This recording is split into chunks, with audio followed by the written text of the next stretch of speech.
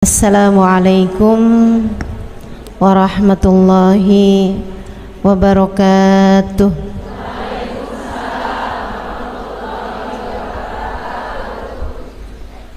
Alhamdulillah, wassalatu wassalamu ala Rasulillah Muhammad ibn Abdillah wa ala alihi wa sahbihi wa man walah. Subhanaka la ilma lana illa ma 'allamtana innaka antal alimul hakim. Rabbi shrah li sadri wa yassir li amri wahlul 'uqdatan min lisani yafqahu qawli, amma ba'du. Alhamdulillah, sama-sama kita hormati, kita muliakan sahibatul bait, pimpinan Majelis Ta'lim Nurun Nizam, dan juga sahabat Zahra Neng Haji Teh Nur Karyati. Kita doakan beliau beserta seluruh keluarganya, suami, anak, cucu, senantiasa dalam rahmat ridha Allah Subhanahu wa taala. Dipanjangkan umurnya, disehatkan badannya, dimudahkan urusannya, dikabulkan hajatnya, semakin dicinta Allah Subhanahu wa taala dan Rasulnya, dibahagiakan hidup dunia akhiratnya. Segenap hubabah, segenap ibu nyai pimpinan pondok pesantren, dan juga ibu-ibu pimpinan majelis ta'lim, para ustadzah, para syarifah, yang semoga semuanya dirahmati dan dimuliakan Allah Subhanahu wa taala, serta tentu saja semua yang hadir di majelis ini, baik ibu-ibu, kakak-kakak, adik-adik, anak-anak, yang mudah-mudahan semuanya dirahmati dan dicintai Allah, disayangi dan disyafaati Nabi besar Muhammad, dikaruniakan rezeki yang halal, yang thayyib, yang berkah, dikaruniai anugerah yang tak terbatas dunia hingga akhirat insyaallah. Amin ya rabbal alamin. Hari ini pembahasannya mengenai membuka pintu rezeki. Ini kayaknya permintaan orang-orang Purwakarta. Habis lebaran rezeki pada seret ustazah, gitu katanya, betul? Biasanya tuh siklusnya Ramadan buat orang-orang Indonesia, 10 hari pertama Ramadan yang banyak di masjid, 10 hari yang berikutnya yang banyak di mall, di pasar, belanja, beli baju baru. 10 hari yang berikutnya di stasiun, di terminal, di bandara, mau pada mudik gitu ya. 10 hari habisnya lebaran yang banyak di Pegadaian. Duit udah kehabisan, gadai-gadai gelang, kalung, begitu? Enggak, insya Allah. Saudaraku sekalian yang saya muliakan, rezeki itu bukan hanya sebatas uang, bukan hanya sebatas makanan, melainkan manusia itu terdiri dari 3 hal, ketiganya memerlukan rezekinya masing-masing. Manusia disebut manusia karena punya badan. Kalau nggak punya badan namanya hantu.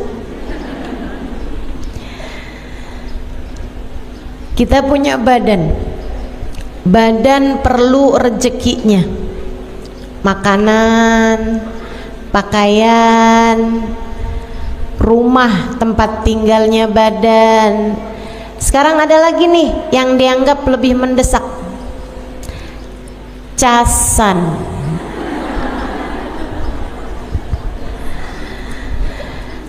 Badan perlu pakaiannya, perlu makanannya, dan itu adalah rezekinya badan kita. Tapi selain daripada badan, manusia juga punya yang namanya akal, pikiran. Ini juga perlu rezekinya. Rezekinya namanya ilmu. Perlu nih rezekinya akal kita. Saya ingat kalau saya habis bicara di Malaysia, di Singapura, selesai itu orang kalau salaman sama saya suka bilang, makasih Ustazah, Allah rezekikan saya untuk mendengarkan ilmu Ustazah.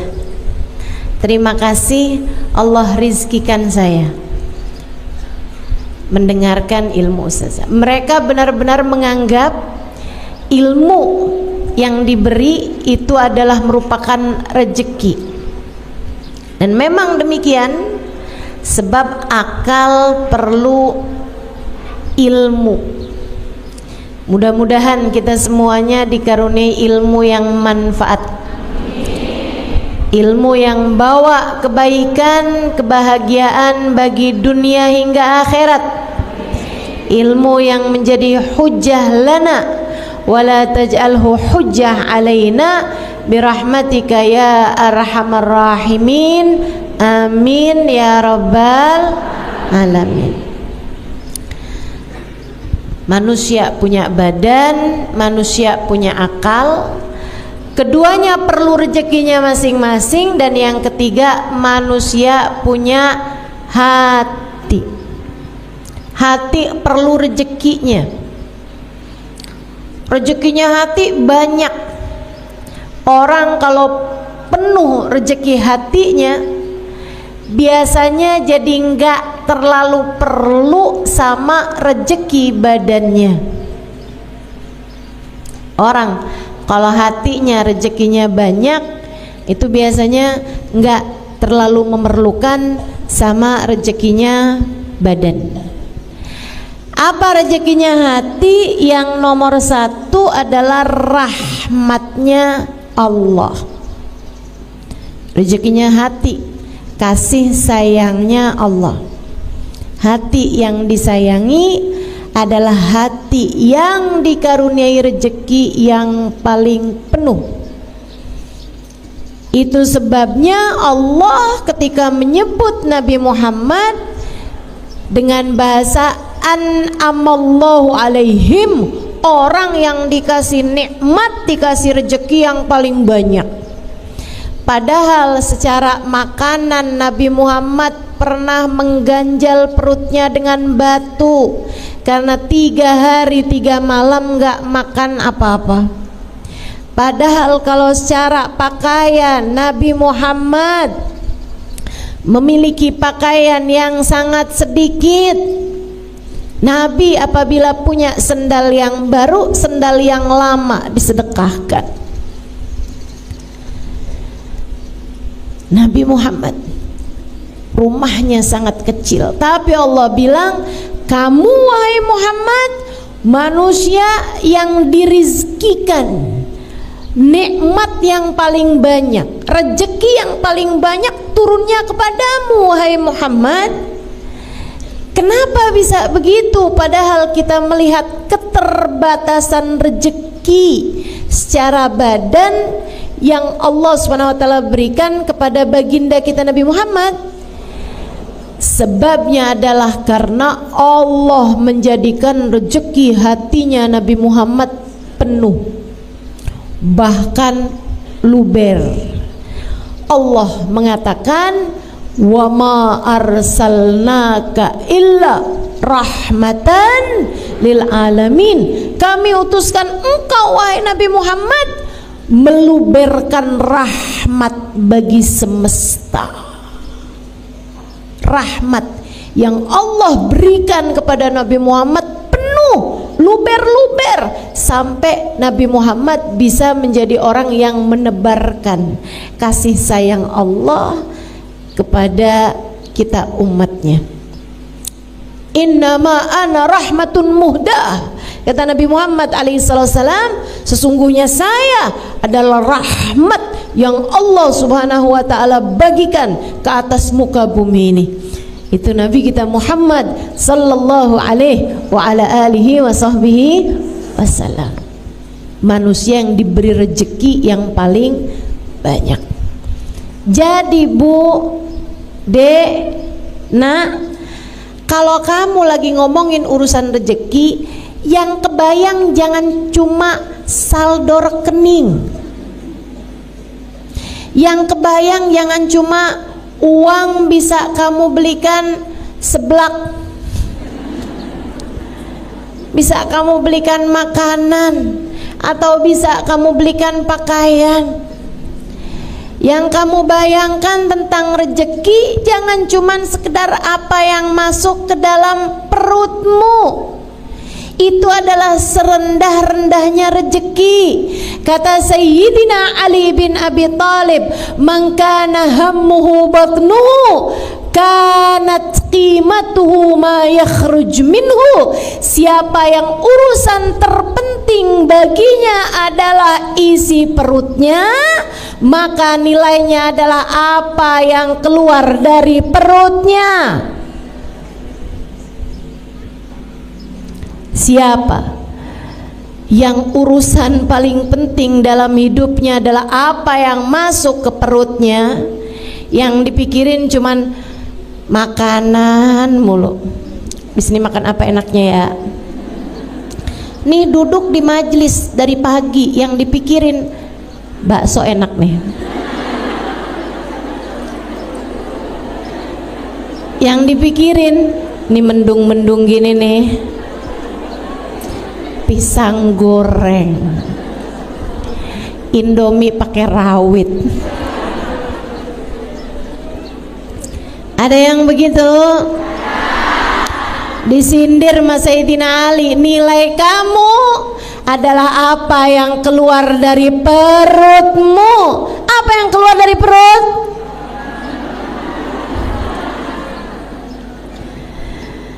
Ya Allah, rezeki bukan cuman sekedar itu Bu. Rezeki bukan cuma itu Dek. Rezeki bukan cuman sekedar makanan. Enggak gitu. Itu termasuk bagian dari rezeki, akan tetapi itu adalah serendah-rendahnya rezeki. Nah kalau minta rizki, minta tuh sekalian rizki yang besar-besar.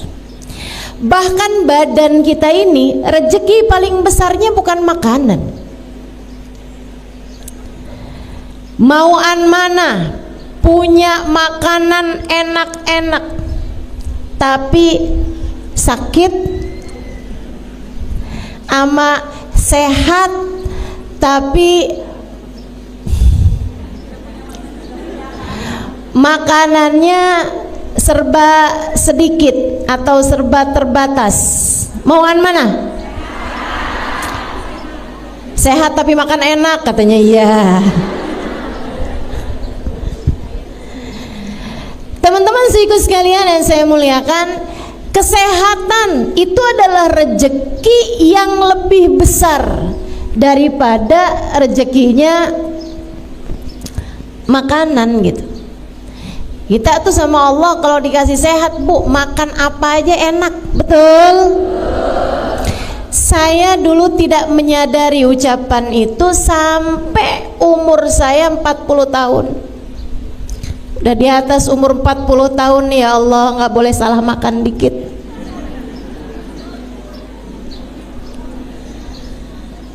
Ada ibu-ibu yang nyaut betul. Senasib kamu ya Bu ya. Ibu-ibu sekalian saya muliakan, orang kalau badan sehat makan apa aja juga enak. Tapi begitu badan lagi nggak sehat, begitu badan lagi nggak enak, ya Allah, ya Allah. Makanan mahal-mahal, makanan enak-enak, jadi nggak bisa dimakan.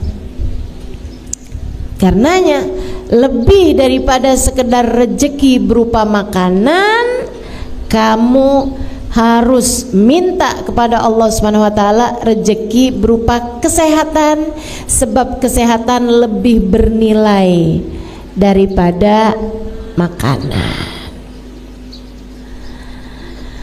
Saudaraku sekalian saya muliakan, ini rezeki nih macem-macem.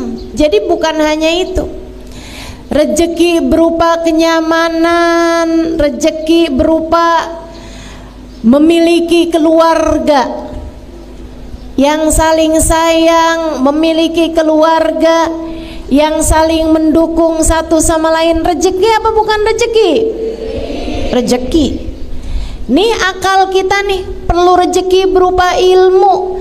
Tapi ilmu itu juga ibu-ibu sekalian yang saya muliakan, adik-adik semuanya, enggak asal ilmu bisa Allah Subhanahu wa taala rezekikan kepada kita. Kita perlu guru buat menyampaikan ilmu dengan cara yang paling indah. Guru saya Habib Ali Al-Jufri pernah mengatakan, saya ketika membaca berita teroris bawa bom bunuh diri, ngebom, saya kalau baca berita ada pasukan-pasukan bawa bendera la ilaha illallah Muhammad Rasulullah, nyerang anak-anak, nyerang orang-orang tua, bawa ketakutan di hati manusia. Beliau mengatakan, saya kalau mendengar ajaran-ajaran yang haram, bid'ah, syirik, berziarah ke makam, syirik, wah, kata Habib Ali Al-Jufri, saya bersyukur tidak mendapatkan guru seperti mana yang mereka mendapatkannya. Bu, kalau kita berguru dengan orang yang sama dengan yang mereka berguru, belum tentu kita jadi orang-orang yang bisa menikmati maulid, bisa menikmati sholawat, bisa merasa haru, cinta, bahagia ketika merasakan kedekatan dengan baginda Nabi besar Muhammad sallallahu alaihi wasallam. Betapa ternyata memiliki guru yang bisa membawa kita kepada rasa cinta kepada Allah, rasa cinta kepada Rasulullah adalah rezeki yang luar biasa besarnya, yang harus terus-terusan kita minta pada Allah Subhanahu wa taala. Saya doakan guru-guru saya, Allah sehatkan badannya, bahagiakan hatinya, betahkan hidupnya di dunia ya Allah. Kita doakan Bu, Habib Umar bin Hafid, Habib Zain bin Smith, para ulama-ulama kita, banyak ibu-ibu sekalian, baik yang ada di luar negeri ataupun yang ada di dalam negeri. Kita harus doakan ulama-ulama yang ada di sekitar kita nih, yang bawa kenyamanan, kebahagiaan saat kita menuntut ilmu pada mereka, harus kita doakan. Karena apalagi kalau tingkatan ulama-ulamanya yang sudah mencapai tingkat murabbi, tingkat mursyid, mampu mendidik hati dan jiwa dari para murid-muridnya, sekelas Habib Umar bin Hafid, sekelas Hubabah Nur. Itu ibu-ibu sekalian perlu banget buat kita doakan biar betah hidupnya di dunia. Kalau nggak betah-betah Bu, mereka pengennya pergi aja. Kalau pergi siapa yang rugi?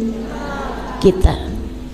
Harus kita doakan biar pada sehat, biar pada senang, biar pada bahagia, biar pada betah kerasan hidup di dunia, biar enggak minta cepet-cepetan berangkat menuju surga Allah Subhanahu wa ta'ala. Rezeki macem-macem. Karenanya untuk rezeki ilmu ini juga ibu-ibu nih punya PR mendoakan anak-anaknya. Ibu dah alhamdulillah nih seneng hadir di majelis, merasakan kenikmatannya majelis, sampai majelis jam 7, jam setengah 8, datang dari jam berapa Bu? Jam 1 dari kemarin.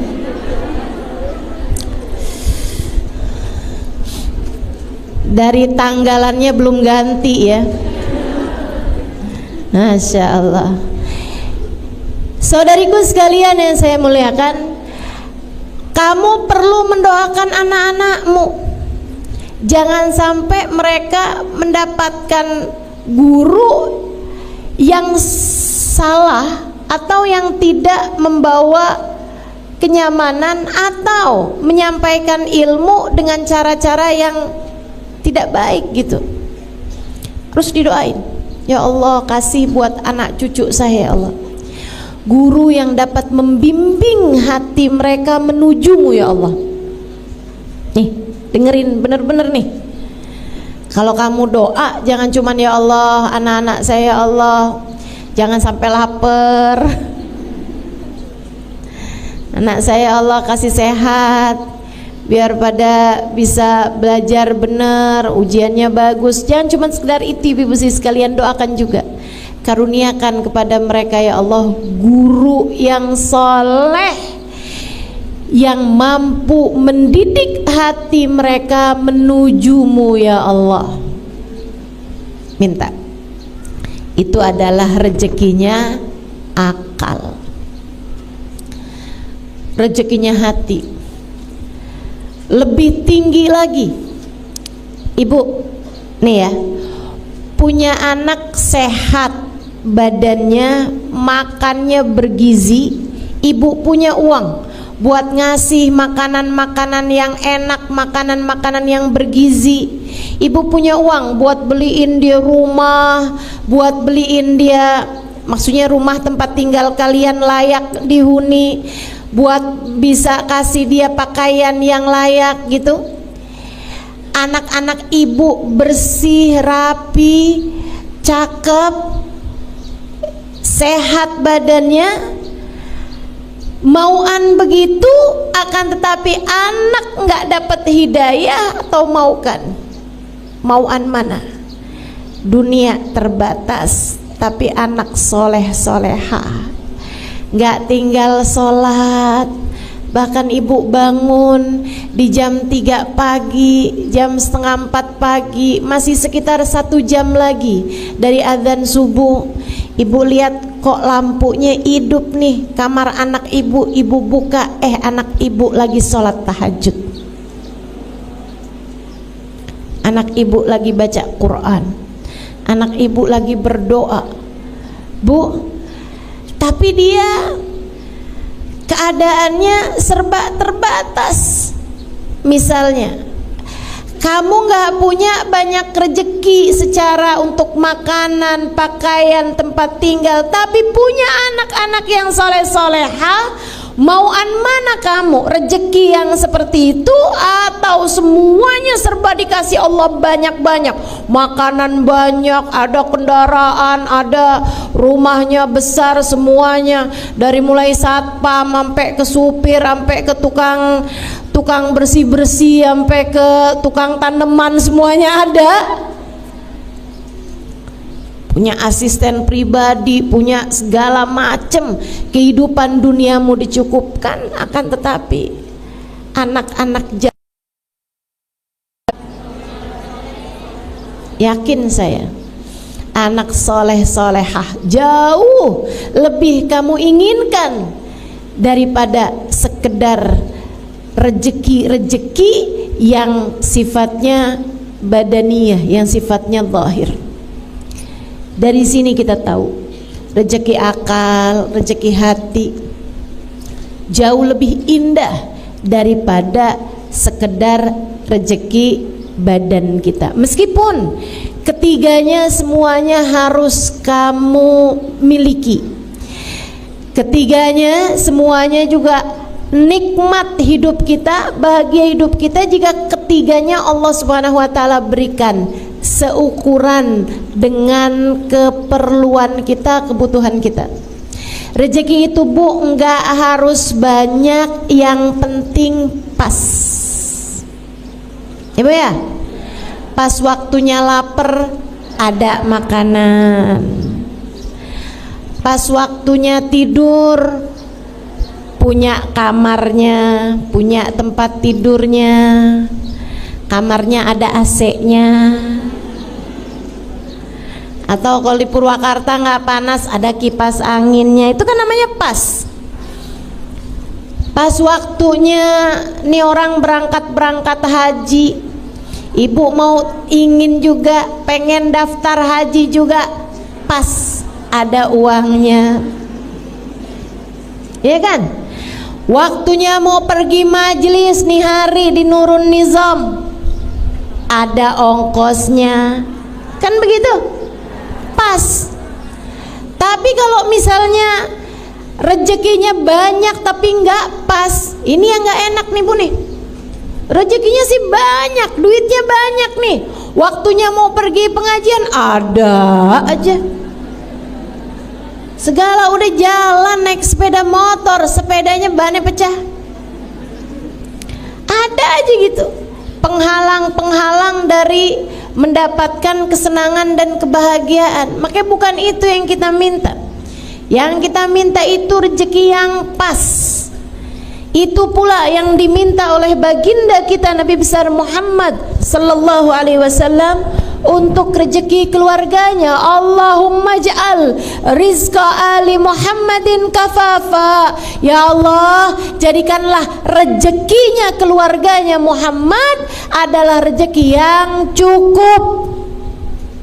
Yang diminta cukup sama Nabi, bukan berlebihan, bukan banyak, akan tetapi menenggelamkan. Karena rezeki yang penting cukup, yang penting pas. Mudah-mudahan Allah karuniakan kepada kita rezeki yang pas, rezeki yang cukup, rezeki yang jadi sebab kebahagiaan bagi hidup kita dunia hingga akhirat insyaallah. Amin ya rabbal alamin. Amin ya rabbal alamin. Rezeki itu yang enggak papa banyak, itu rezekinya hati. Sebab rezekinya hati itu kalaupun banyak, itu yang ada adalah tumpah. Kalau tumpah, maka ia bisa mengalir kepada orang-orang di sekeliling.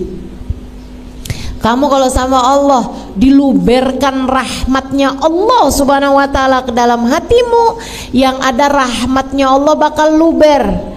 Kalau udah rahmatnya Allah luber ke dalam hatimu, anak-anakmu ikut merasakan rahmat tersebut, jadinya adem, pada soleh, hidayah, sholatnya benar, akhlaknya bagus. Bagi ibu sekalian, kalau kamu lihat, kenapa ya anak saya ini keras-keras, suami saya juga keras, ngomong gak pernah pelan, marah-marah mulu. Bu, kurang rahmat. Hati kamu kurang diturunin rahmat, hati keluargamu kurang diturunin rahmat. Kamu kurang rezeki berupa rahmatnya Allah subhanahu wa ta'ala. Orang kalau diturunin rahmatnya Allah, kasih sayangnya Allah penuh dalam hatinya, kasih sayang tersebut membuatnya akan menyayangi siapapun dan membuatnya tak tega menyakiti siapapun. Orang kalau besar rahmatnya Allah dalam hatinya, dia akan menyayangi siapapun dan apapun, dan akan membuatnya tak sampai hati menyakiti siapapun dan apapun. Bahkan kepada binatang sekalipun dia tak sampai hati menyakitinya. Ibu-ibu sekalian saya muliakan, Habib Ali Habsyi, penulis Maulid Simtud Durar, itu ibu, beliau mengatakan, sepanjang hidup saya di kota Sewun tidak ada orang yang bertengkar. Kenapa bisa begitu? Dari besarnya rahmat, dari besarnya rezeki berupa rahmat yang Allah Subhanahu wa taala turunkan ke dalam hatinya Habib Ali Al-Habsyi. Masya Allah, Masya Allah. Ibu liatin tuh, anak-anak ibu pada suka bertengkar apa enggak? Yang enggak salahin emaknya juga heeh. Kenapa ya Ustazah, anak saya kalau ngomong kasar? Kamu bagaimana? Iya sih. Ya enggak salah. Kurang rahmat, kurang rahmatnya Allah Subhanahu wa taala. Ayo nih, kita perlu nih semua rezeki-rezeki ini. Gimana nih cara ngebuka rezeki-rezeki ini nih? Termasuk nih adik-adik jomblo nih. Sampai setiap majelis kalau udah waktunya doa, ya Allah jodoh ya Allah. Anaknya Pak Lurah cakep tuh ya Allah. Baik juga kelihatannya. Jodohin saya sama dia ya Allah. Kalau enggak sama dia yang mirip sama dia ya Allah. Daripada susah-susah dia aja deh ya Allah.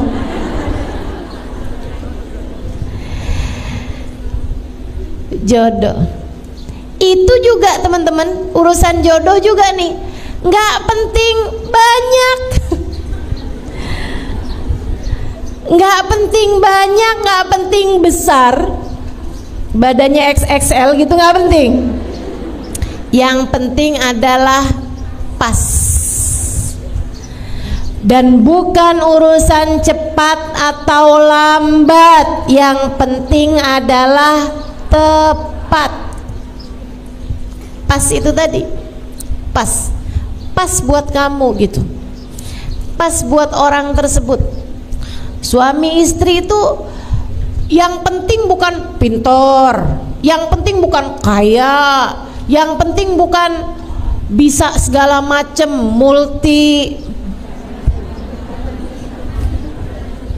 multimedia. Enggak gitu ya. Yang penting tuh bukan hal-hal yang seperti itu, akan tapi suami sama istri itu yang penting pas, tepat, klop gitu. Itu yang paling penting. Dan itu juga bagian dari rizki, bagian dari rejeki. Sama halnya dengan anak-anak itu juga rejeki, Bu.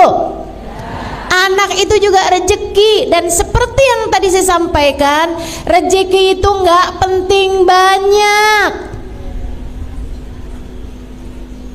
Ya Allah kasih saya anak 12. Nggak penting banyak anak itu, bukan. Yang penting adalah pas. Yang penting adalah yang tepat. Itu yang kita minta dari Allah Subhanahu wa taala. Anak yang pas buat kamu sebagai orang tuanya. Kamu kalau dikasih anak terlalu pinter juga belum tentu bisa jaganya. Kamu kalau dikasih anak terlalu cakep belum tentu bisa jaganya. Betul? Maka yang penting tuh anak tuh yang pas. Waktunya sholat, dia sholat kan pas. Gitu kan? Jangan sampai yang mama, saya kok sama papa nggak boleh pakai jilbab sih mah. Saya kan udah balik mah. Kata mamanya, nah iyalah, kamu kan Sarifuddin. Itu kan namanya nggak pas, teman-teman saudaraku sekalian. Saya beberapa waktu yang lalu baru pulang dari Australia. Di sana salah satu hal yang saya syukuri dari Indonesia, saya minta kepada Allah, ya Allah jangan sampai ini nyampe ke negeri saya nantinya ya Allah. Saya benar-benar berdoa. Di sana tuh ibu-ibu saya sekalian, di tempat-tempat umumnya, di bandara, di tempat-tempat umum manapun, ya kayak di rumah sakit misalnya, atau di ruang publik lah, tempat wisata misalnya atau apa, kamar mandinya tuh punya 3 jenis. Kamar mandi buat laki-laki, kamar mandi buat perempuan, kamar mandi buat laki-laki yang jadi perempuan atau perempuan yang jadi laki-laki. Unisex. Ada tulisannya gitu. Jadi ada tandanya, ada tanda laki-laki, ada tanda perempuan, ada tanda yang laki perempuan. Laki-laki jadi perempuan, perempuan jadi laki-laki. Betapa kita takut hal-hal yang semacam ini terjadi di negeri kita yang tercinta ini. Betapa kita sangat takut hal-hal yang semacam ini terjadi kepada anak-anak ataupun cucu-cucu kita. Perlu sekali untuk kita minta kepada Allah SWT, ya Allah tolong jaga anak cucu kami ya Allah. Tolong jaga anak cucu kami ya Allah. Jadi anak, cucu nggak penting banyak, nggak penting cakep banget gitu, nggak penting pinter banget gitu, enggak. Yang penting anak yang pas, anak yang soleh, anak yang solehah, pas sebagai hambanya Allah, pas sebagai umatnya baginda Nabi besar Muhammad sallallahu alaihi wa ala alihi wasallam, insyaallah. Amin ya rabbal alamin. Mengingat kebutuhan kita terhadap rezeki banyak sekali, baik rezekinya badan kita, rezekinya akal kita, maupun rezekinya hati kita, baik untuk kita maupun untuk seluruh keluarga kita, anak-anak kita, keluarga kita nih. Karenanya akan saya sampaikan kepadamu 10 hal pembuka pintu rezeki. Enggak akan saya terangkan dengan detail semuanya gitu, enggak. Karena kalau diterangkan dengan detail sampai asar nih kayaknya. Jadi saya akan sampaikan pelan-pelan 10 hal yang dapat menjadi pembuka pintu rezeki bagimu, baik rezeki zahir seperti yang saya sampaikan, rezeki berupa makanan, minuman, tempat tinggal, kendaraan, gitu kan ya, handphone, kenyamanan, apapun aja, rezeki zahir maupun rezeki batin. Seperti yang tadi saya sampaikan, ilmu, guru yang dapat membimbing kita, kajian-kajian yang menyenangkan. Kita mesti juga doakan negeri kita, mudah-mudahan senantiasa Allah SWT tetapkan keadaannya menjadi negara yang bebas ngaji dimanapun dan kapanpun. Alhamdulillah. Kita minta sama Allah SWT, tetapkanlah rezeki yang ini ya Allah, tetapkanlah rezeki yang ini. Karena saya banyak jalan kemana-mana ibu-ibu sekalian, bukan mudah untuk sebuah negara memperkenankan rakyatnya untuk mengadakan kajian-kajian secara umum seperti kita ini. Susah. Saya kalau mau ngisi di Singapura 6 bulan sebelumnya mesti tanda tangan banyak banget, karena dimintakan perizinan kepada negaranya. Untuk bikin satu acara itu dimintakan kertas yang sangat banyak sekali, harus ditandatangani secara langsung oleh pihak yang akan membuat acara tersebut atau mengisi acara tersebut. Bukan mudah. Itu pun juga nggak bisa pakai sarana-sarana umum seperti kita semacam ini gitu ya. Maksudnya nggak orang duduk sampai di jalan-jalanan itu Nggak bisa tuh mereka tuh, harus ngadainnya di tempat yang memang kayak gedung atau tempat-tempat pertemuan atau sekurangnya masjid gitu kan.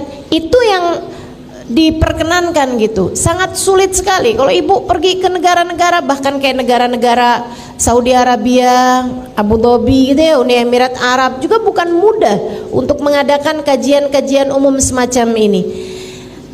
Salah satu dari yang dimudahkan membuat kajian-kajian umum besar-besar semacam ini selain Indonesia yang saya lihat adalah Hadramaut, Yaman. Di sana juga sama nih kayak begini nih, Habib Umar bikin majelis di pasar, Habib Umar bikin kajian-kajian di mana-mana saja tempat, dan bahkan masjid-masjid mereka mengadakan hataman Al-Quran sampai ke jalan-jalanan, semuanya penuh orang, pemandangan yang luar biasa indahnya. Mudah-mudahan Allah SWT tetapkan negeri ini dan juga negeri Hadramaut ditetapkan kenikmatan-kenikmatannya, dan negara-negara yang lain juga insya Allah mudah-mudahan Allah SWT karuniakan kenikmatan semacam kenikmatan yang Allah berikan pada negeri kita ini insya Allah, amin ya rabbal alamin. Juga rezeki hati, semua hal yang akan saya sampaikan ke 10-10-nya ini membuka pintu rezeki zahir dan batin. Yang pertama, kalau kamu pengen rezekimu terbuka, hal pertama yang harus kamu lakukan adalah taat sama perintah Allah, jauhi dosa. Karena rezeki itu adalah sesuatu yang Allah Subhanahu wa taala berikan dan kamu inginkan. Bagaimana mungkin Allah memberi kepadamu apa yang kamu mau jika kamu tidak melaksanakan apa yang Allah mau? Kerjain dulu yang Allah mau, kamu akan diberi apa yang kamu mau. Taat. Nomor 1, kerjakan perintah Allah, jauhi larangan Allah. Sampai-sampai katanya Sayyidina Fudail bin Iyad kalau saya tidak salah ingat, salah satu dari ulama-ulama kita, idza hassait kaslan fil jasad, kalau kamu ngerasa badanmu lemah, males gitu, lemah badan kamu, dhafan fi jasadi, kalau kamu ngerasa badan kamu lemah, kayak nggak punya kekuatan gitu buat ibadah, buat ngerjain macam-macam hal. Kalau kamu ngerasain badan kamu lemah, kalau kamu ngerasain rezeki kamu tersendat, coba ingat-ingat dosa apa yang sudah kamu kerjakan. Innal dzunub, sungguhnya dosa-dosa memberatkan punggungmu untuk dapat memaksimalkan potensi yang Allah Subhanahu wa taala berikan kepadamu. Dosa bikin badan jadi sakit, dosa bikin rezeki jadi seret. Jadi ibu-ibu nih, daripada kamu nuntut suami habis-habisan, kalau nggak bawa duit banyak jangan pulang sekalian ke rumah. Daripada kamu kayak begitu bu sama suami, mendingan kamu introspeksi diri. Ya Allah, rezeki seret banget, dosa apa nih saya nih? Coba diinget-inget. Ngomongin orang, sih. Bohongin suami, iya juga sih. Ngomel-ngomel mulu sama suami sama anak, sih. Nyubit anak, iya juga sih. Selagi dosa-dosa masih kamu kerjakan, bagaimana mungkin kamu berharap Allah memberi apa yang kamu mau jika selama ini kamu tidak menjadi hamba yang Allah mau? Bu, sampai-sampai saya pernah dengar satu ungkapan, la ghina ma'az zina. Saya nggak pasti apakah itu ucapan dari baginda Nabi Muhammad SAW, entah itu hadis, entah itu ucapan dari seorang ulama, tapi yang pasti kebenarannya memang nyata. La faqra ma'azina, la faqra ma'adduha, kama la ghina ma'azina. Tidak ada kefakiran bersama dengan sholat duha. Nanti akan saya sampaikan. Ya, yang nomor 1 ini, kerjakan perintah Allah, tinggalkan larangan Allah. La ghina ma'az-zina. Tidak ada kekayaan bersama dengan perzinaan. Hisan wa makna, kata guru saya, guru kita Habib Umar bin Hafid. Hisan wa makna, secara zahir dan batin. Artinya orang kalau berzina, dia belum bertaubat dari perbuatannya, masih aja gitu. Tar ketemu sama pacarnya atau sama orang yang dia cintai itu ya, yang dia senengin itu, kemudian dia berzina gitu kan. Teman-teman sih sekalian, walaupun sekarang sedang tidak mengerjakan perbuatan zina itu, tapi dalam masa-masa dia belum bertaubat dari perbuatan zinanya tersebut, tidak akan Allah berikan kekayaan, kecukupan, gak akan. Kurang aja terus, ambisi aja terus, kepengen ini, kepengen itu, terus aja gitu. Walaupun uang saldo di rekeningnya udah banyak, kurang aja rasanya. Dan ini kesian. Bu, saya nggak kesian orang yang punyanya hartanya sedikit, binisbah harta ya, terhadap urusan harta. Saya nggak kesian sama orang yang hartanya sedikit. Saya kesian sama orang yang hartanya banyak tapi tidak pernah merasa cukup.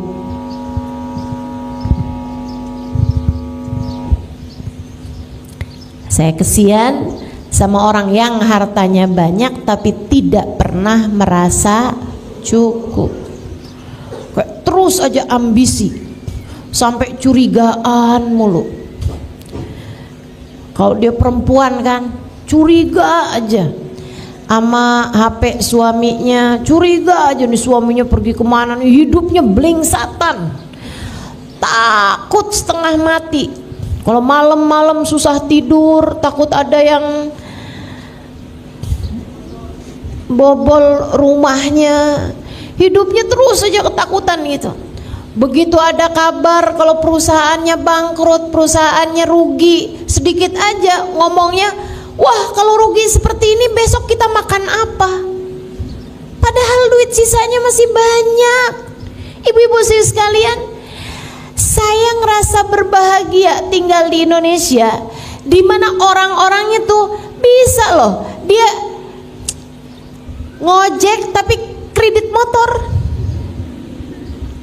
penghasilannya itu sehari 50.000, sehari 70.000 gitu, tapi sanggup gitu hatinya buat bayar kredit motor gitu kan,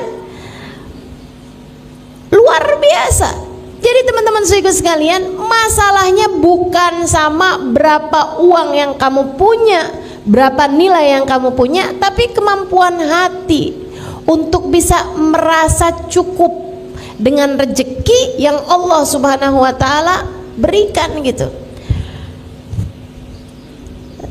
Saya nggak kesian di sini nih sama perempuan-perempuan yang misalnya gitu, suaminya cuman ngasih dia sebulannya berapa? Saya nggak ngerti tuh, nggak pernah ikutan belanja soalnya.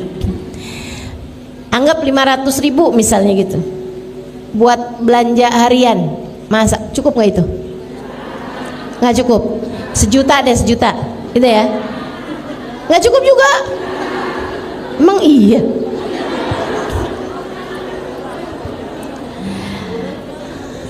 Sebulan nggak cukup, oke. 3 juta cukup, oke. Ya, saya nggak kesian misalnya nih cukupnya nih 3 juta, tapi dia sama suaminya dikasih sebulan 2 juta buat belanja hari-harian gitu, buat masak hari-harian. Saya nggak kesian sama orang yang seperti itu. Yang saya kesianin adalah perempuan-perempuan yang suaminya udah ngasih setiap bulannya 10 juta, tapi mukanya nggak ada senyum-senyumnya kecuali tanggal muda.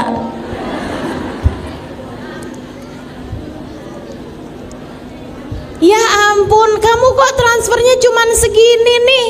Saya nanti bayar arisannya dari mana? Saya nanti nongkrong di mallnya dari mana? Saya nanti buat bayar ini, buat bayar itu. Ya Allah, ya Allah. Jadi teman-teman saya sekalian, tuh dia tuh masalahnya ya. Orang kalau nauzubillah berbuat perzinaan dan dia belum bertaubat dari perzinaannya, itu walaupun dikasih seberapa, hatinya nggak akan pernah merasa cukup. Dan itu adalah siksaan paling menyiksa terhadap urusan rezeki. Yang tersiksa tuh bukan yang dikasih rezeki yang sedikit, Bu, akan tetapi yang tersiksa itu orang yang dikasih rezeki seberapapun gak pernah merasa cukup. Dia orang yang jauh lebih tersiksa. Dan itu orang kalau berzina, naudzubillah min dzalik, sama Allah dikasih hukuman hati yang tidak pernah merasa cukup. Itu namanya hissi. Itu namanya sesuatu yang maknawi, sesuatu yang secara batinnya. Sementara zahirnya juga, guru saya Al-Habib Umar bin Hafid mengatakan, orang kalau berzina belum bertaubat dari perbuatan zinanya,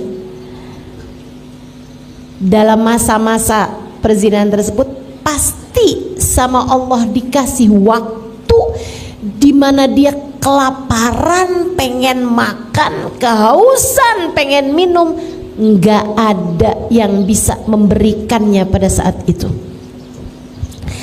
Nggak dia punya saat itu sampai dia harus menengadahkan tangannya meminta kepada orang lain,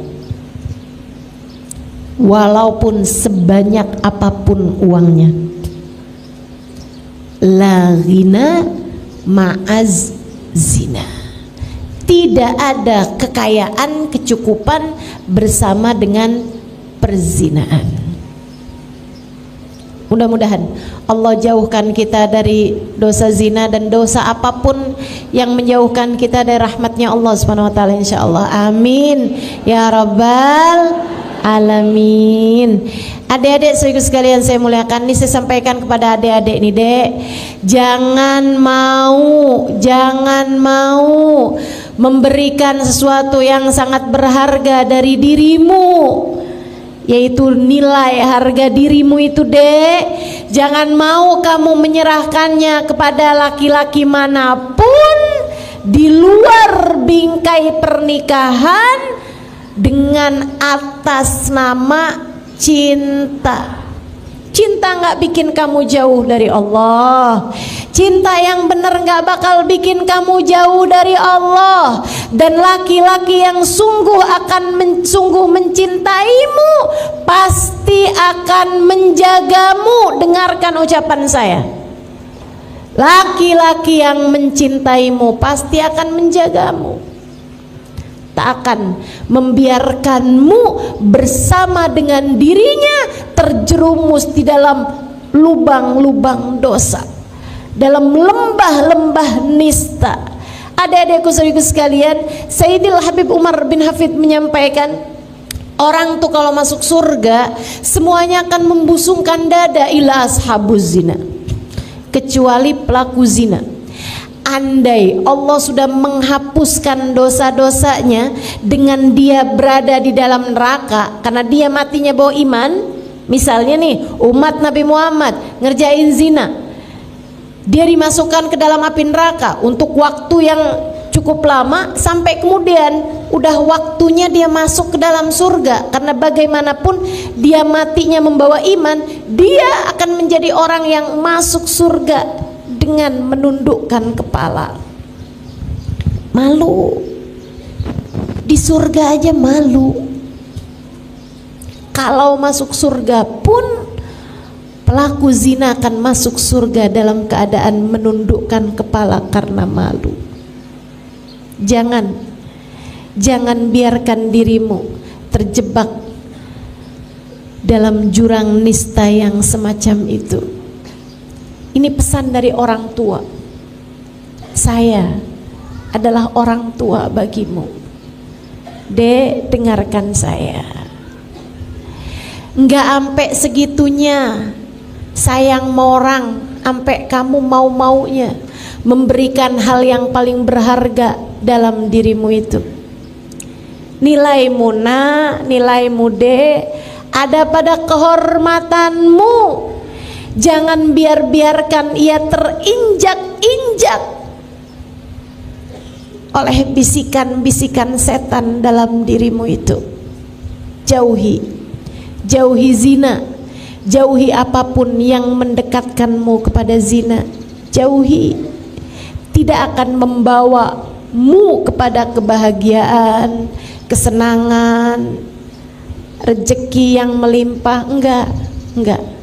Tidak akan membawamu kepada kebahagiaan rasa dicinta. Enggak.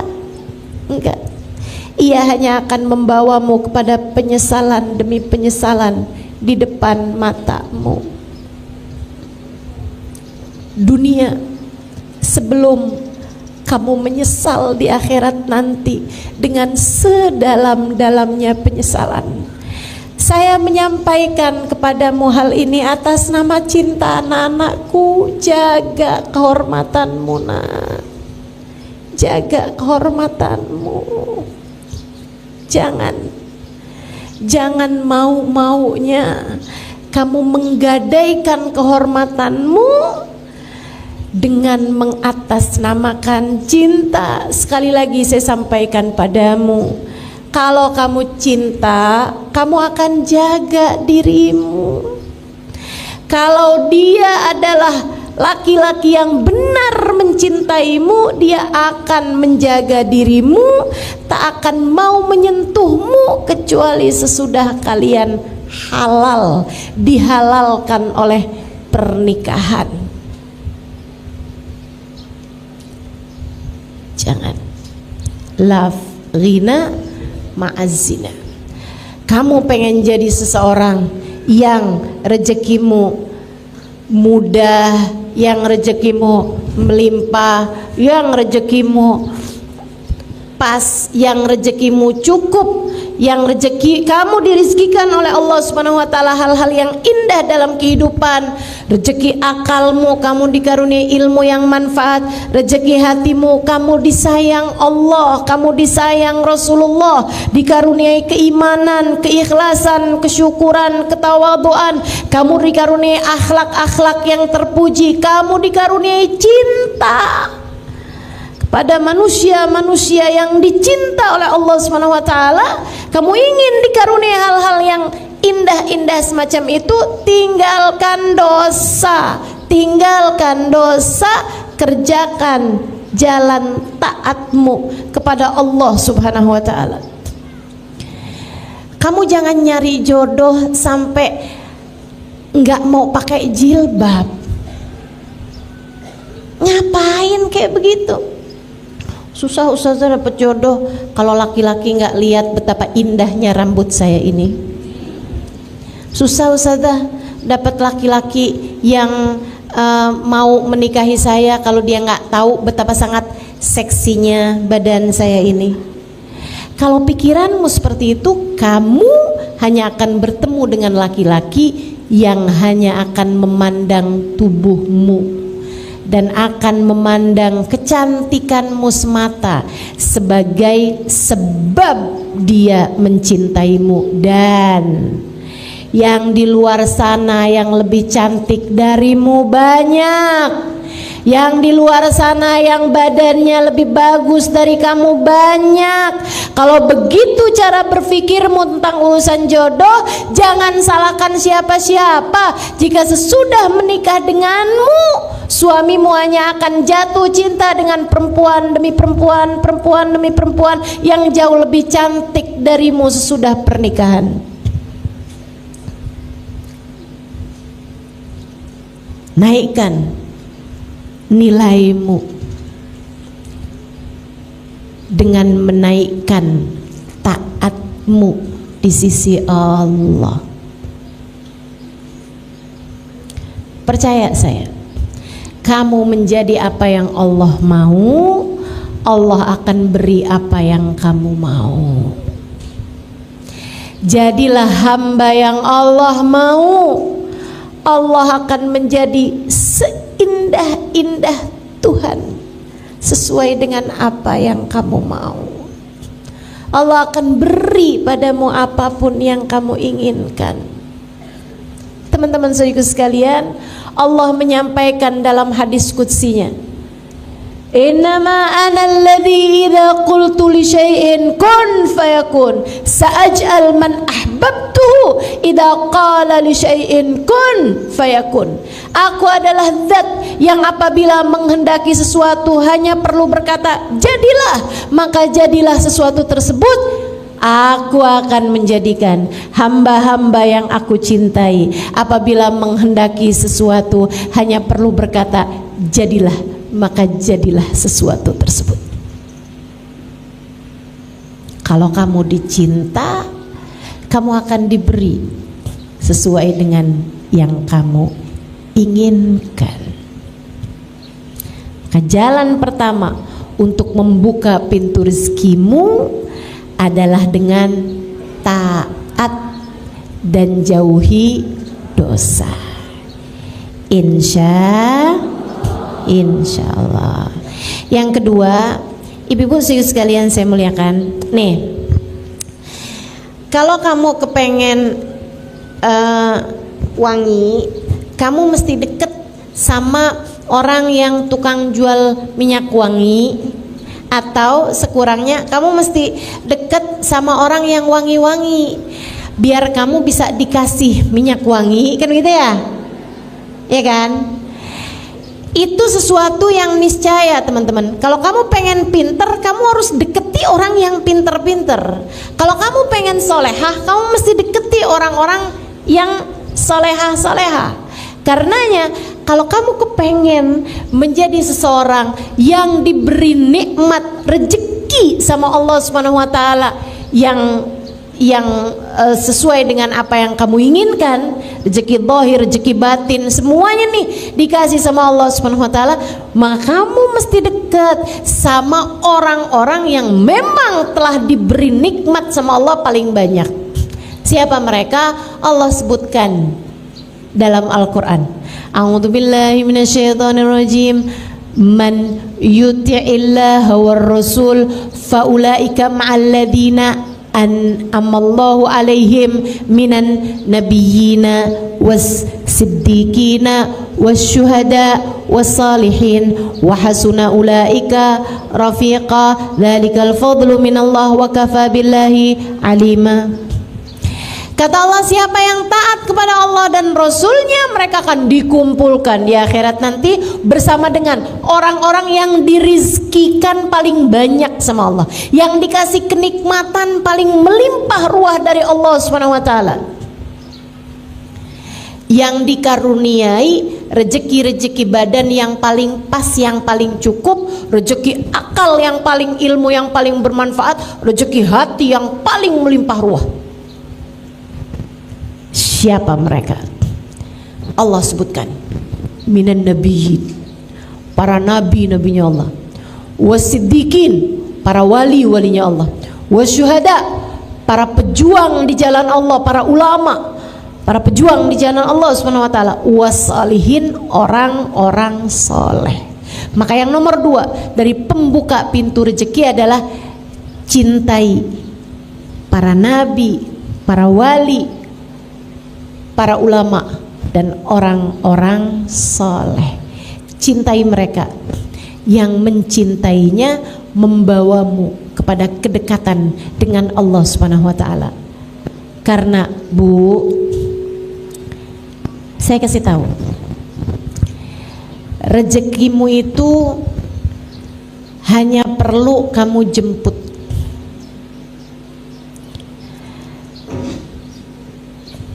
Kalaupun kamu tidak tahu rezekimu ada di mana, rezekimu tahu kamu ada di mana.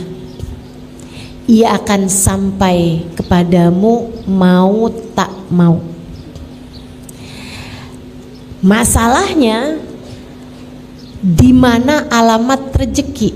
Sumber rezeki itu di mana?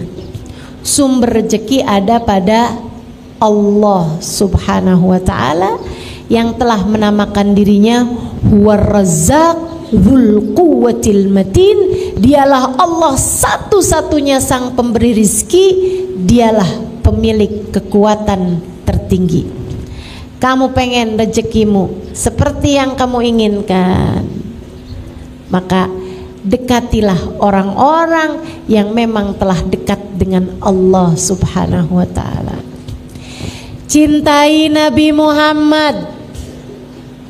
Cintai Nabi Muhammad. Orang yang di hatinya nggak punya rasa cinta kepada Nabi Muhammad dari umat Nabi Muhammad, andai pun rezeki badannya sama Allah diberikan kecukupan sekalipun, rezeki yang di dalam sini nggak akan pernah diberi oleh Allah Subhanahu wa ta'ala. Karenanya pengen anak-anakmu hidayah, soleh, baik, benar. Pengen kamu disayang sama suamimu, dicintai sama suamimu, suamimu cintanya sama yang halal-halal, kamu pun juga begitu. Kamu kepengen agar hatimu tidak diberi rasa cinta kepada yang tidak dihalalkan oleh Allah Subhanahu wa ta'ala bagimu. Cintai orang-orang yang dekat dengan Allah Subhanahu wa ta'ala. Cintai Nabimu Muhammad sallallahu alaihi wasallam. Orang kalau di hatinya ada cinta kepada Nabi Muhammad, Allah nggak bakalan tega ngasih dia kesusahan dalam hidup. Bu, ama orang yang sayang sama anak kamu, misalnya orang kaya, orang mampu gitu ya, kamu punya uang banyak gitu kan, terus kamu pergi ke sekolah anak-anakmu atau anak-anakmu pulang bawa teman-temannya, terus kamu lihat di antara teman-temannya tuh ada anak-anak yang sayang banget sama anak kamu gitu, sayang banget sama anak kamu, dia berusaha untuk melakukan apapun yang dimauin sama anak kamu gitu, seneng banget dia. Ibu-ibu, saudariku sekalian yang saya muliakan, kalau kamu hari itu masak, kalau hari itu kamu beliin makanan buat mereka, kalau hari itu kamu nyenengin, ajak jalan-jalan, kira-kira nih di antara anak-anak temen-temennya anak-anak kamu itu, di antara temen-temennya anak kamu, siapa yang akan kamu ajak? Yang suka ngusilin anak kamu atau yang sayang sama anak kamu? Yang sayang sama anak kamu. Kenapa begitu? Ini ada anak nih usil nih, nggak seneng sama anak kita, bahkan benci sama anak kita, nggak bakalan kita ajak. Kalau yang seneng-seneng nggak bakalan kita ajak, kan begitu? Oh, kita mau nyenengin anak kita, kita ajakin temen-temennya yang sayang sama dia, yang cinta sama dia. Yang benci, sana, kamu bukan jatahnya nih. Yang ini nih menyenangkan banget sekali nih, bukan jatah kamu nih. Oh kamu enggak, kamu suka ngusilin anak saya. Oh kamu, anak saya minta apaan kamu nggak kasih. Salah. Tapi yang sayang sama anak kita, yang suka ngasih sama anak kita, yang suka perhatian sama anak kita, yang cinta sama anak kita, kita ajakin, kita kasih makan yang enak, kita senengin anak-anak tersebut, anak kita.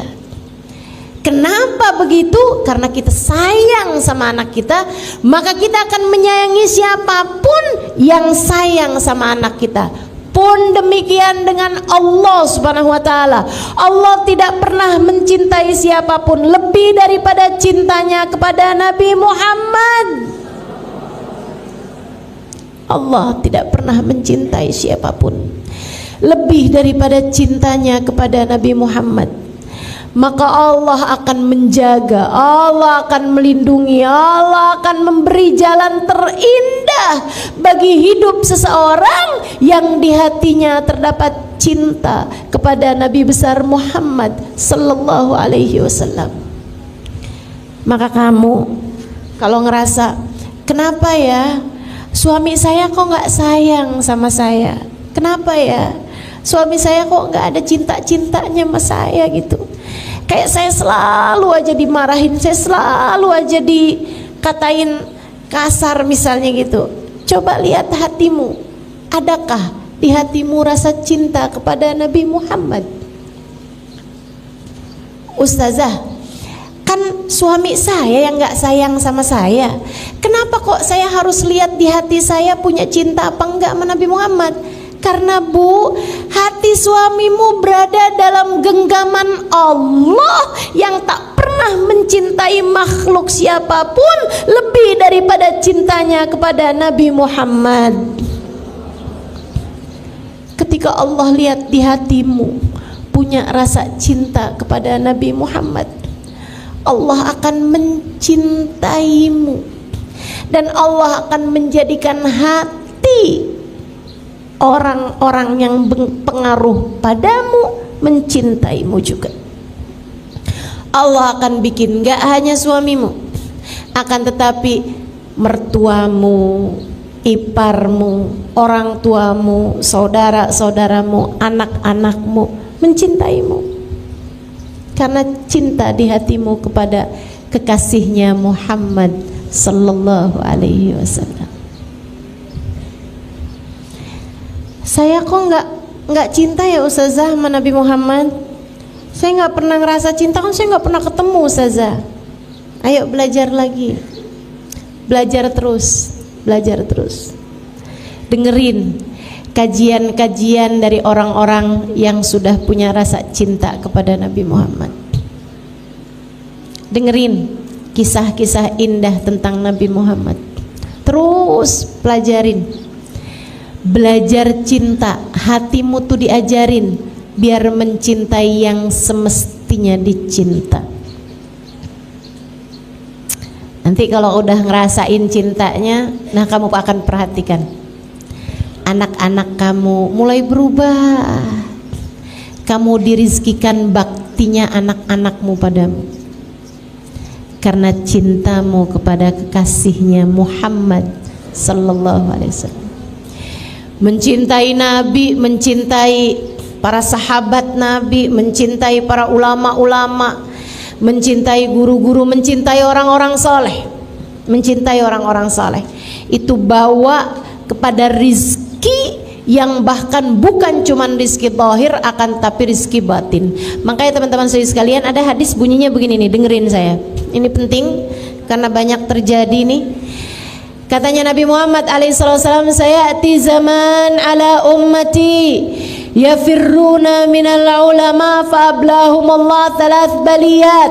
Akan datang waktunya umatku mereka benci sama ulama, lari-lari menjauh dari ulama tersebut, nggak kepengen kenal, nggak kepengen deket, bahkan benci hatinya sama orang-orang yang membawa kedekatan kepada Allah Subhanahu wa taala, para pejuang di jalan Allah. Mereka punya hasut, punya rasa benci aja gitu. Allah, cuman pegang mic, itu tuh maksudnya tuh pengen dapat amplop tuh. Ulama semuanya dikatain aja gitu. Yang ini kurang begini, yang ini kurang begitu. Ada ulama miskin dibilang, emang mau kita belajar dari orang kayak begini? Di hidup aja dia udah miskin kayak begitu tuh. Masa mau deketin kita kepada Allah Subhanahu wa taala? Ada ulama kaya tuh, duitnya dari apaan tuh? Dia jual agamanya, katanya gitu. Kamu maunya bisa cintanya sama ulama yang kayak gimana? Saudaraku sekalian yang saya muliakan, maka masalahnya ini bukan pada ulama yang kaya atau ulama yang miskin. Masalahnya ada mah hatimu tuh punya penyakit-penyakit, sehingga kalau ada pejabat kaya kamu puji-puji tuh, enak tuh jadi pejabat tuh, kaya, hidupnya mulia. Begitu ada pejabat miskin tuh, dia tuh nggak korupsi tuh. Giliran nama pejabat kamu bisa husnudzon, giliran nama yang lain-lain kamu bisa husnudzon, tapi giliran nama ulama kenapa kamu bisa selalu suudzon? Masalahnya bukan sama ulamanya tapi sama hatimu. Masalahnya bukan sama ulamanya tapi sama hatimu. Kata Nabi Muhammad alaihissalam, akan datang waktunya pada umatku mereka lari dari ulama, nggak mau deketin ulama, benci sama ulama. Allah berikan padanya 3 jenis bala. Apa itu? Yang pertama, Allah angkat keberkahan pada harta mereka dan pada anak mereka. Anaknya nggak berkah, hartanya nggak berkah, kurang aja terus-terusan.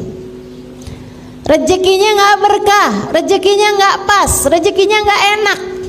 Teman-teman sekalian, rezekinya nggak enak. Rezekinya tuh keluarnya buat hal-hal yang nggak enak mulu. Rezeki itu kan ada yang keluarnya enak, ada yang keluarnya nggak enak. Rezeki uang kamu pakai buat hadir majelis, rezeki keluarnya enak apa nggak enak? Enak. Sehingga sekalian, ada orang yang anaknya ketabrakan atau anaknya nabrak, kemudian dia harus bayar ganti rugi sama yang ditabrak sama anaknya, harus keluar duit juga gitu kan. Enak apa nggak enak? Nggak enak. Rezeki itu keluar ada yang enak, ada yang nggak enak.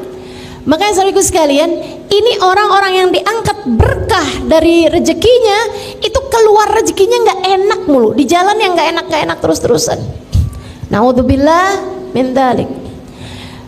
Uangnya banyak tapi kepakainya nih buat bayar pengacara, buat urusan rebutan warisan. Ya Allah, nggak enak bener, nggak enak bener. Bayar pengadilan untuk urusan tuntutan dari orang lain, cemaran nama baik lah, apalah segala macam.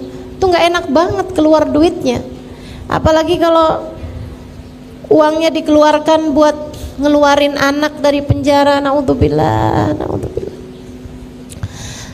Allah kasih bala, 3 jenis bala. Kalau kamu nggak cinta sama ulama, apa itu? 1, diangkat berkah dari hartanya. Rezekinya nggak ada berkahnya, nggak ada enak-enaknya rezekinya. Yang kedua, Allah akan kasih pemimpin yang zalim. Pemimpin yang zalim itu nggak harus kepala negara atau kepala pemerintahan gitu, nggak harus. Tapi kalau dia perempuan punya suami yang zalim, kalau dia laki-laki gitu kan punya atasan tempat kerja yang zalim, yang nggak sayang sama dia, ada aja. Akhirnya hidupnya terjajah sama orang, teman-teman sekalian. Itu kalau nggak cinta sama ulama. Dan yang ketiga, ini yang paling menyeramkan, orang kalau nggak cinta sama ulama, kata Nabi Muhammad SAW, Allah angkat iman dari dalam hatinya sesaat sebelum dia mati, sehingga dia mati dengan tidak membawa iman. Dia mati bukan sebagai umatnya Nabi besar Muhammad sallallahu alaihi wa ala alihi wa sahbihi wasallam. Maka hal kedua yang harus kamu lakukan untuk membuka pintu rezekimu adalah cintai orang-orang saleh, cintai para ulama, cintai para wali-walinya Allah Subhanahu wa taala, dengan kamu senang berziarah ke makam mereka yang meninggal dunia, dan kamu senang untuk mendatangi majelisnya para ulama-ulama yang masih hidup di atas muka bumi, dan cintain yang nomor satunya adalah baginda Nabi besar Muhammad sallallahu alaihi wa ala alihi wasallam. Yang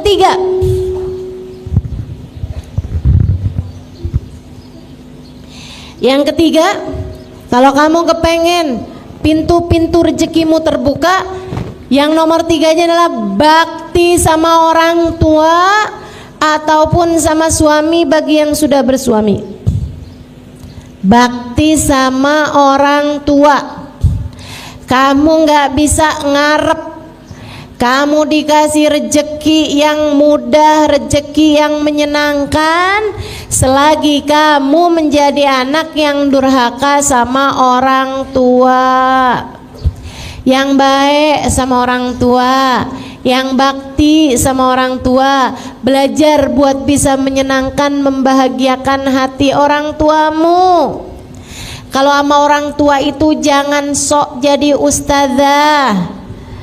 Kalau sama orang tua itu jangan sok jadi pemerintah. Kalau sama orang tua itu datanglah kepada orang tua sebagai seorang anak. Anak itu setua apapun tetap aja anak bagi orang tuanya. Setua apapun kamu gak akan pernah lebih tua dari orang tuamu. Ya kan? kecil aja kita, mau setua apapun juga. Saya ingat dulu sama umi saya suka nanya gitu, umi ini mesti gimana ya Im, katanya sama saya, coba nasehatin umi mesti gimana. Ini kan umi lagi memposisikan saya sebagai ustazah, mana ada umi nanya gitu sama anaknya. Tapi saya nggak pernah datang pada umi saya, nggak pernah saya jawab umi saya dengan jawaban ustazah. Saya kalau ditanya sama umi saya, umi mesti gimana ya Im, saya sampaikan pada umi saya, umi mesti sehat, umi mesti sehat, umi mesti sehat, biar umi bisa enak ibadah, biar umi bisa enak doain kami anak-anak umi.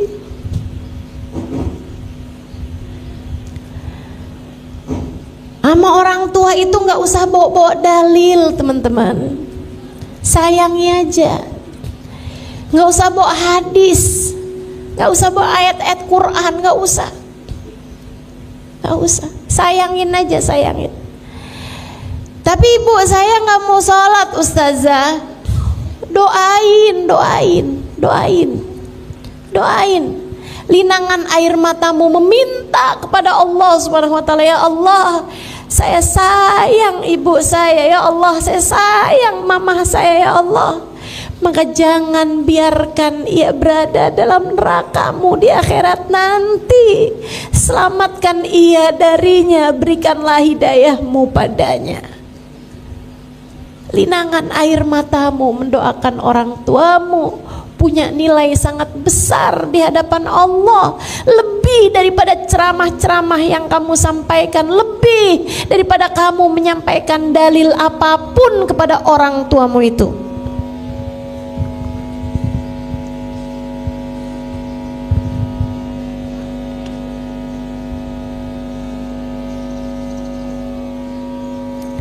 Bakti sama orang tua membuka pintu rezeki.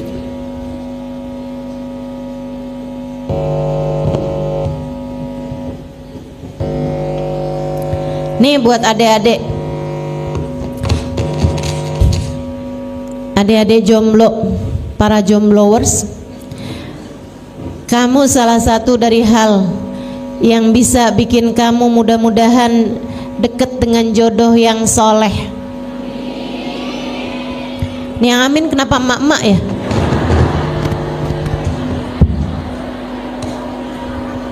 Doain anaknya, iya.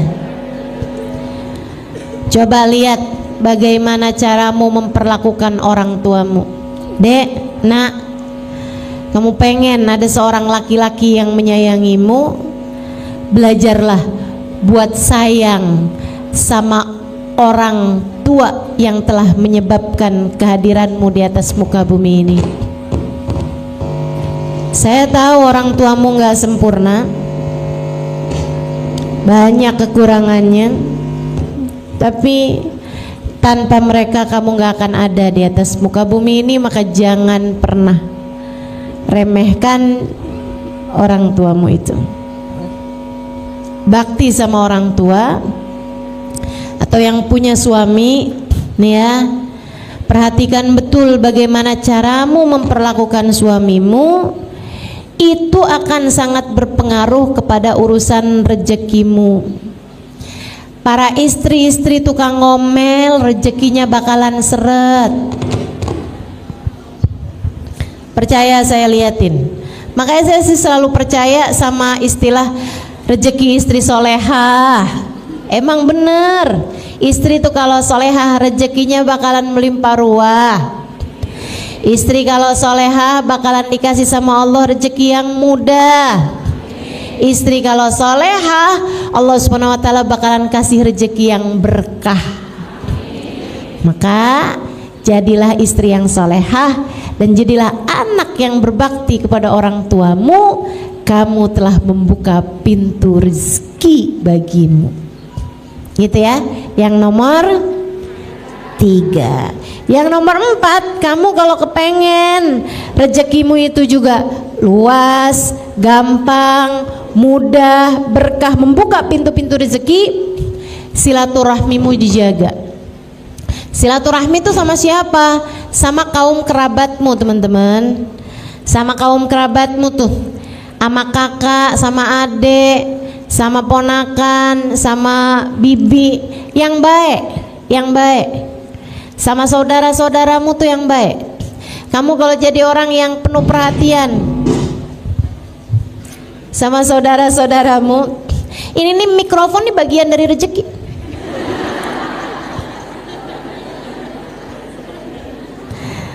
Ya ini rezeki saya nih hari ini. Ya udah mesti terima gitu kan. Iya, saya sih nerima, nggak tahu ibu-ibu dari tadi yang kenapa sih nih. Nah apa-apa Bu ya, orang udah mengusahakan yang terbaik, insyaallah. Bagaimanapun semuanya ada di tangan Allah Subhanahu wa taala. Allah lah sang pemberi rizki. Tuh kan, kalau kita terima rezekinya jadi bagus.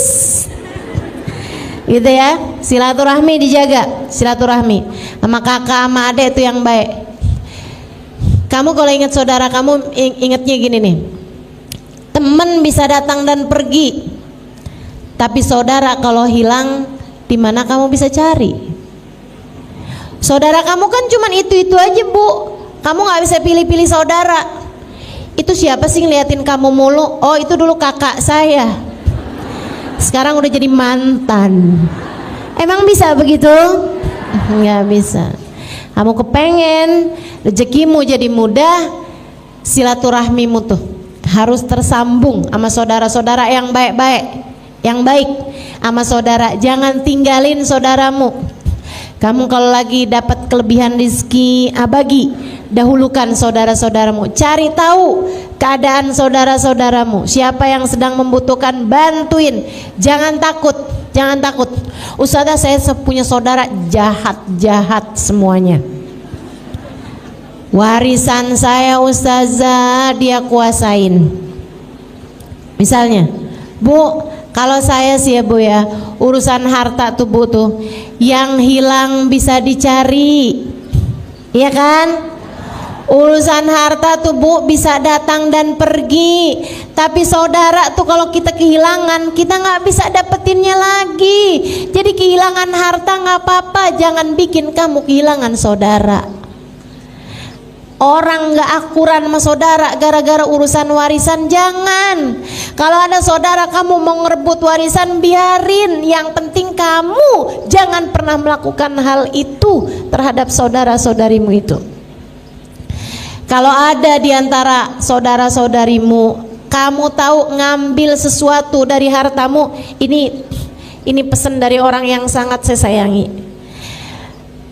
Kalau kamu tahu saudaramu ada yang ngambil sesuatu dari hartamu tanpa seizin darimu, mencuri misalnya, ngambil harta kamu misalnya, buruan halalin.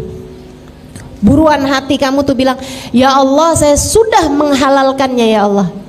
Saya sudah menghalalkannya ya Allah, jadikanlah itu sebagai sedekah saya buat dia ya Allah.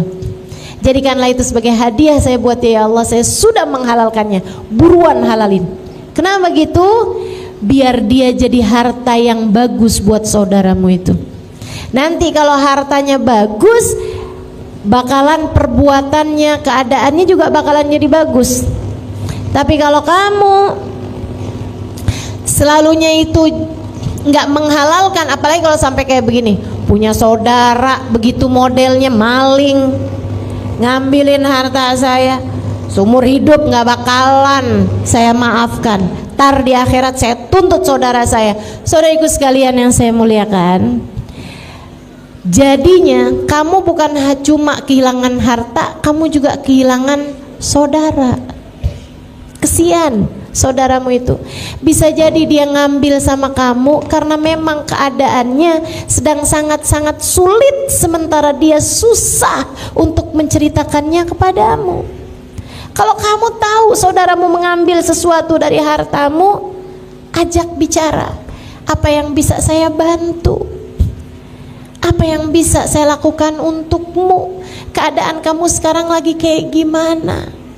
Bu, to'amu uthnain kafis thalatha. Kata Nabi Muhammad, makanan 2 orang kalau dimakan rame-rame, dimakan barengan, cukup buat 3 orang. Makanan buat 2 orang kalau dimakan barengan, makannya rame-rame barengan, itu bisa cukup buat 3 orang. Rezeki juga gitu. Rezeki kelihatannya dikit, kalau kamu bagi ada orang lain ikut menikmatinya, bakalan cukup buat banyak orang. Buat banyak orang. Alangkah indahnya kalau rezeki kamu tuh saudara-saudaramu ikut-ikutan menikmatinya. Ustazah itu kan kalau duitnya banyak, nah saya duit Ustazah buat sendiri aja nggak cukup.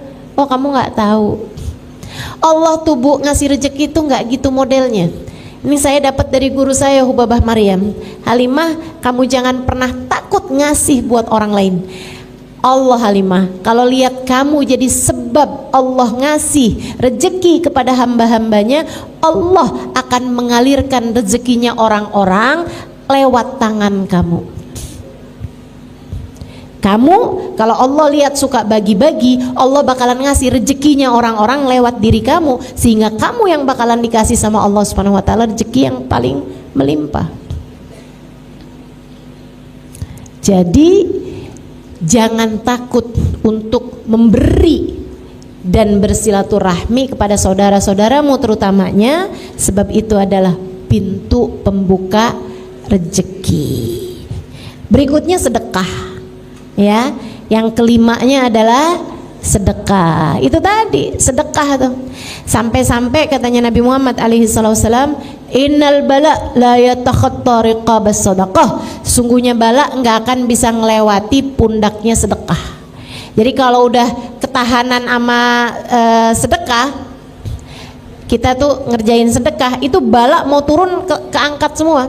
Enggak jadi tuh, mendal semua, mental semua. Balanya, musibahnya mental kalau kehalangan sama sedekah. Teman-teman sekalian, sedekah itu memang benar-benar bisa memberikan rezeki dari Allah Subhanahu wa taala. Itu akan lebih mudah kamu mendapatkan rezekinya, segala macam rezeki termasuk kesolehan anak-anakmu seperti yang sudah saya sampaikan. Itu kalau kamu sedekah tuh bisa lebih mudah berharap kesolehan anak-anakmu, gitu ya. Ini anak lagi mau ujian nih, misalnya lagi mau proses penerimaan di sekolah yang kamu harapkan bisa bagus anak kamu sekolah di sana gitu. Udah kamu istikharahkan sekolahnya bagus, gitu kan. Tapi kok kayaknya susah nih mau masuknya nih, mau tembusnya nih. Sedekah. Bahkan Nabi Muhammad SAW mengatakan, dawu mardakum bis sadaqat, sembuhkanlah sakit orang-orang di antara kalian dengan sedekah.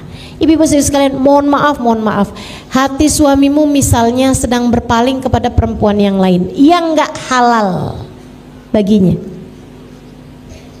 kamu mesti ngapain? Ini dia nih, kamu mesti membuka pintu rezeki taat, rezeki hidayah, rezeki hati yang bahagia, rezeki takwa ke dalam hati suamimu dan ke dalam hatimu sendiri juga, dengan salah satunya adalah bersedekah.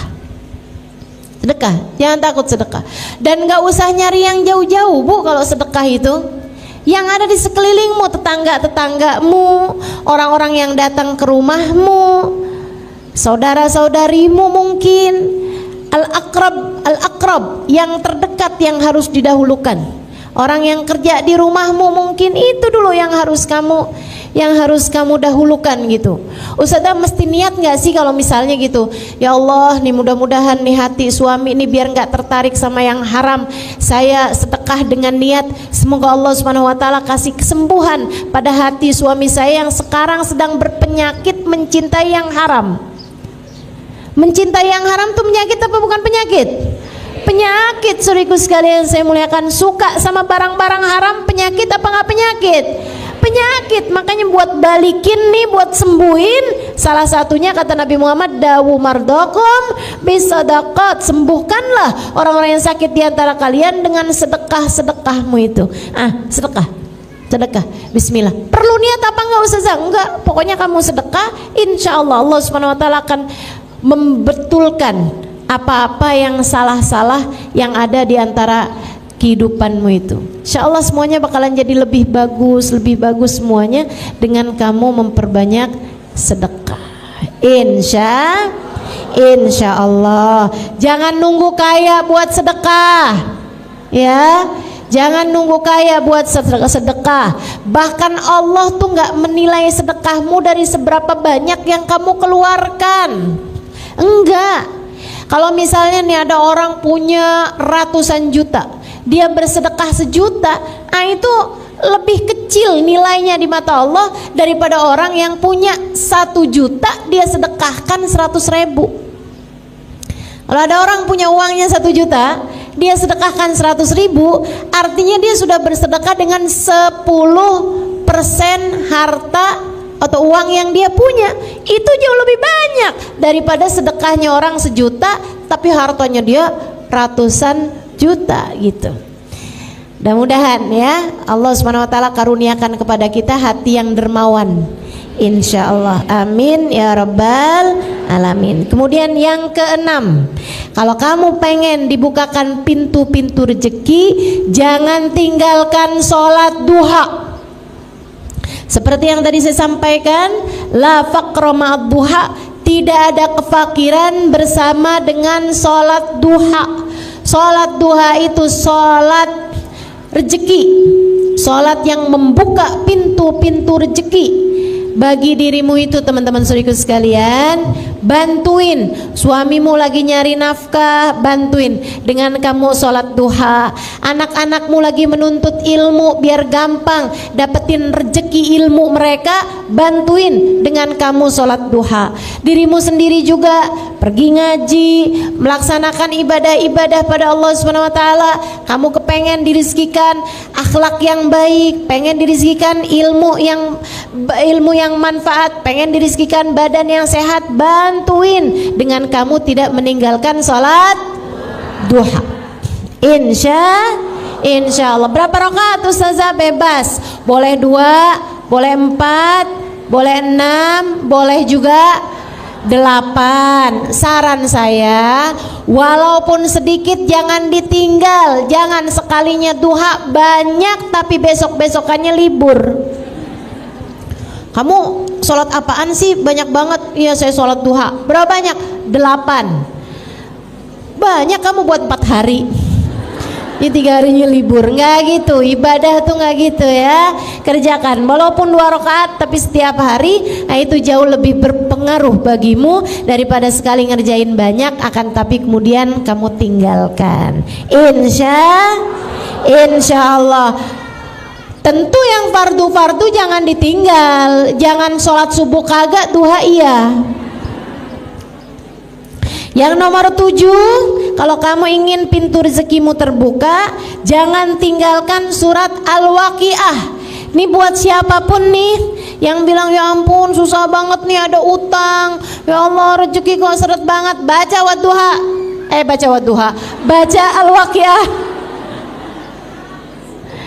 Baca Al-Waqiah. Al-Waqiah apa anda Ustazah? Bismillahirrahmanirrahim Al-Waqiah. Enggak gitu. Surat Al-Waqiah. Kamu baca dari awal sampai akhirnya. Kapan Ustazah bacanya? Kapan aja. Boleh pagi barengan habis selesai sholat duha, boleh asar habis selesai sholat asar misalnya, boleh juga malam hari, tergantung dari ke lapangan waktumu untuk baca surat Al-Waqiah ini. Sayyidina Ibnu Mas'ud, beliau ketika udah tua gitu ya, hartanya disedekah-sedekahin sama beliau, diberi-berikan sampai teman-temannya pada bilang, Ibnu Mas'ud kok nggak ninggalin apa-apa buat anak-anak kamu? Oh tenang, saya udah ninggalin buat mereka. Apaan? Suratul Waqiah. Inni taraktu lahum suratul Waqiah. Aku telah meninggalkan untuk mereka surat Al-Waqiah karena saya pernah dengar Nabi Muhammad SAW mengatakan, siapa yang membaca suratul Waqiah setiap harinya, Allah SWT akan amankan dia dari segala kefakiran. ya, akan dikaruniai keamanan dari kefakiran. Kemudian yang kedelapan, ini ya, tambah ringkas-ringkas nih. Yang kedelapan, jangan lupa setiap subuh, antara adzan subuh ini ya, buat yang ngerasa rezekinya seret, amalin ini. Habis adzan subuh, kamu sholat sunnah qobliyah subuh 2 rakaat, kemudian kamu baca subhanallah bihamdi subhanallahil azim astaghfirullah sebanyak 100 kali. Baru kemudian kamu sholat subuh. Siapa yang ngerasa rezekinya seret, silahkan kerjakan itu. Siapa yang ngerasa oh kayaknya utang banyak banget nih, gimana caranya biar utang cepat kebayar, nah itu baca itu. Baca itu. Urusan-urusan rezeki nih yang sedang berada dalam kesulitan rezeki, silahkan amalkan. Apa tadi bacanya?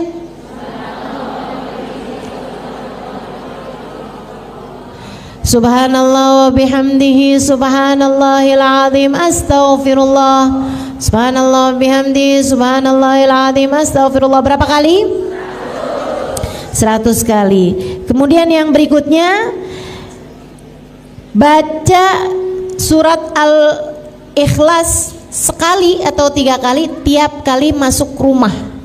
Dan ini sudah sering saya sampaikan kepadamu, dan ini terbukti teman-teman. Ini mujarab, sangat mujarab. Ini instannya lah, gitu ya.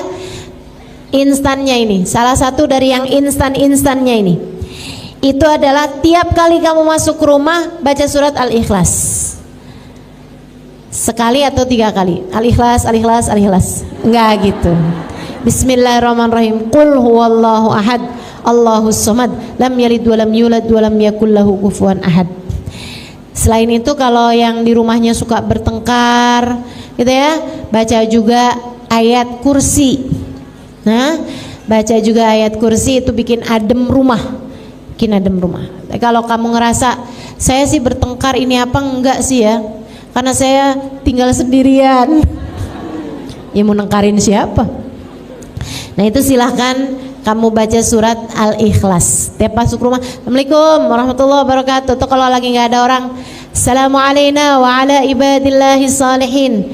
Assalamualaikum ayyuhan nabi warahmatullahi wabarakatuh. Assalamualaikum wa ala ibadillahi salihin. Kemudian kamu baca surat Al-Ikhlas tadi itu.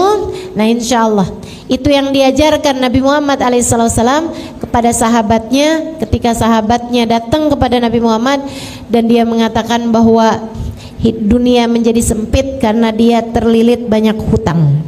Kemudian yang terakhir, kalau kamu ingin pintu rezekimu terbuka, maka sering-seringlah, perbanyaklah bersolawat kepada baginda Nabi besar Muhammad sallallahu alaihi wasallam. Solawat senantiasa membuat hal-hal yang berat menjadi ringan. Sampai-sampai Habib Sayyid Muhammad bin Alwi bin Abbas Al-Maliki menyampaikan, tak ada permasalahan apapun di atas muka bumi ini yang tidak bisa selesai dengan solawat kepada Nabi Muhammad alaihissalam. Gak ada masalah apapun gak bisa selesai dengan solawat. Insya Allah apapun masalahnya akan terselesaikan dengan bersolawat kepada baginda Nabi besar Muhammad sallallahu alaihi wa ala alihi wa sahbihi wasallam. Mudah-mudahan kita semuanya jadi orang-orang yang dikaruniakan rezeki yang mudah, rezeki yang melimpah insyaallah. Amin ya rabbal alamin. Rezeki yang bawa kebaikan bagi kita dunia dan akhirat. Rezekinya badan kita, makanan, pakaian, uang, dikasih yang halal, yang thayyib, yang berkah. Dikasih kesehatan bagi badan kita, dikasih kesehatan bagi anggota tubuh kita. Insyaallah mata biar dikaruniai mata yang terang. Semua anggota badan berjalan sesuai dengan fungsinya insyaallah.